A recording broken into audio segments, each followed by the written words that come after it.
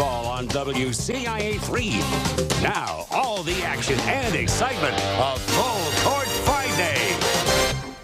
Welcome in. This is Full Court Friday. It's a playoff edition with Courtney Lane Brewer. I'm Glenn Kinley. We are just about 1 hour and I don't have a watch on me, 30-something minutes away from the month. 44. The month of March. But to play in March, you got to win tonight. Yes, and to play in basketball's biggest month, you have to get through regional championships.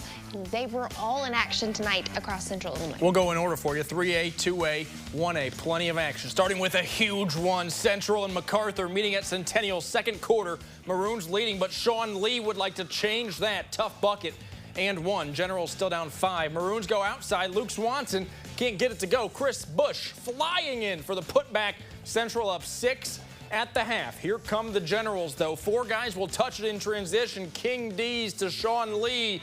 Lee eats, sleeps, and breathes contact. Look at Caden Love on this one. Shakes the defender. Layup won't go. Give me another try.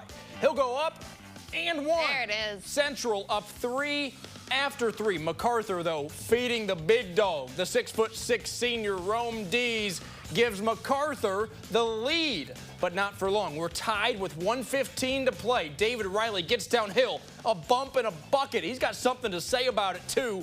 But D's finds space in the paint on the other end. We're tied again. Chris Bush, let me tell you something. He went down earlier. I think he was cramping up.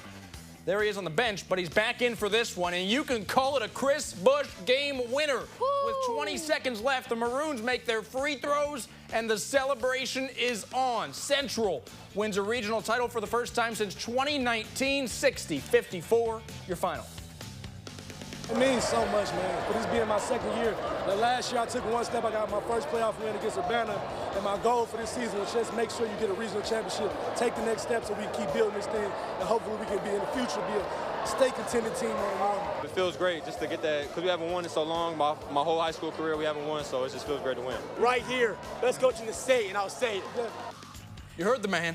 You heard him. All right, CS8 battle up next for the region. Lanphier versus Glenwood. Titans' Mason Newman gets the pass in the post. He's fouled and completes the layup for the three-point play. Jonathan Helm now for Glenwood. He drives to the lane and dishes the ball to Jack Kerman, who drills the open look 3. Lions get some momentum later on as Soriano Hayes intercepts the pass, takes it all the way to the rack. A close finish, but Glenwood advances, so it's Titans versus Maroons. Tuesday at Eisenhower. Soriano Hayes, that's a cool name. I thought the same thing. I like it. We stay in Springfield where Taylorville meets Lincoln. Some great ball movement here by Taylorville. It's going to lead to a bucket by Blake Ladage off the assist from Clark Durbin. Lincoln will have an answer, though. Check out this one. Brett Hayes on the other end. He's going to find an open three-pointer. Here he is. Brett Hayes, open three-pointer. He will knock it down. This is a defensive battle, so every bucket really felt big in this one. Taylorville will miss a 3 here in a second, but they're not quite giving up there. Preston Short gets the offensive rebound, touch pass off this missed bucket. He gets it to Breon McKinney. He finishes, but Lincoln will really dominate with defense to win 38-23. All right, who's going to be their opponent? It's going to come out of the Apollo Conference in a battle for the region in Mount Zion. Braves versus Mahomet Seymour in a 3-point game at the half, but then Lincoln Coaster lit it up, and the home crowd is rightfully loving it. Dog's pass is tipped by, like, the pointer finger of none other than Coaster. Breaks off with the ball and gets the layup. Mount Zion goes on a 26-8 run in the third quarter. But Mahomet getting back in the groove. Freshman Jackson Golden gets it to the rim. And around the arc for the Braves, it's Andrew Tay in the corner. Drives down the baseline and heaves it in to score. But it was the Lincoln Coaster show, accounting for more than a third of the Braves scoring with 23 points, including that tricky jump ball. That's another region title for Mount Zion. Here's what Coaster said post-game. Coach harped on defense and rebounding transition, so I think we kind of did that in the first half, but we really, it was an emphasis at halftime that we need to guard on defense and then get out and run. And in the third quarter, that's what we did. It was a team effort for sure. So it's Braves versus Rail Splitters on Wednesday in Decatur. Coach is going to love that post-game yeah. review. It was made for him. Over in Westville, 2A regional title between Monticello and Unity. Tie game at the half, but a big third quarter for the Sages. Gatsby Grant open in the corner. Grant's fired up. Monticello continues to pull away in the second half. Nifty pass inside to Matthias Rudolph. Sages go up by double. digits. Rockets, though, won't quit that easy. Colton Langendorf gets the basket, lays it in off the glass, then Unity going outside. How about a three ball? Kick it out to Braden Henry. He'll knock it down, but it won't be enough. Monticello gives up just 5 points in the third quarter, propelling it to a regional title, 53-38, the final. Not many people get this opportunity, so I'm not taking it for granted. Just take it all in and enjoy this last season. These seniors are very dedicated. We're not done. We're looking for that sectional chip. I feel like we worked really hard for this moment, and I think we're just now touching our potential. I think it's all through God's timing. I think we've had Him push us all season, and I think it's the perfect time for us to find our best. Another IPC team fighting for glory tonight. SJO taking on Warrensburg Latham. We'll pick it up in the second half. Brennan Bond's fake shot passes low to Braden Hickey, and Caden Gardner roll off the fingers. Cards open up a lead, and their fans are loving it, but not many buckets going for the Trojans. Center scenes, steal and slam.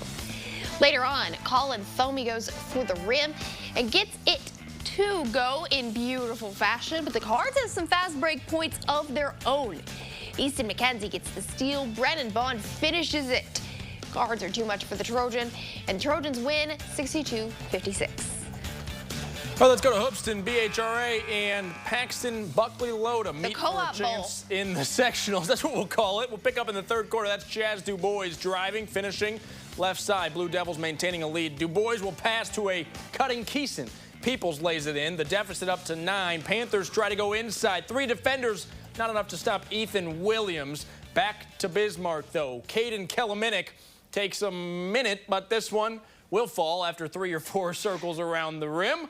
It does go. Give it back to Williams on this end, though. So strong in the post. He's trying his best to extend the Panthers' season, but BHRA gets it out to Peoples in the corner. The people love him, and why wouldn't you if he's hitting shots like this? The Blue Devils advance, winning 52-40.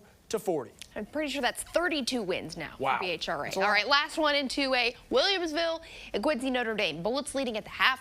Braden Slang finds Blake Schaffler in the corner for 3. Schaffler to Stalling this time for 2. Carson Durant to Stalling for a corner 3 as Williamsville starts to pull away in the third. Doran to Stalling again for the Bullets. And one more time, we'll get it before the end of the quarter.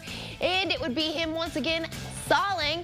Bullets can't miss. Go on to win 55-32. Quite the win margin in a postseason The game. net on the trophy. A beautiful visual Love it. there. We got more basketball for you. We'll get the 1A hoops to you right after this break.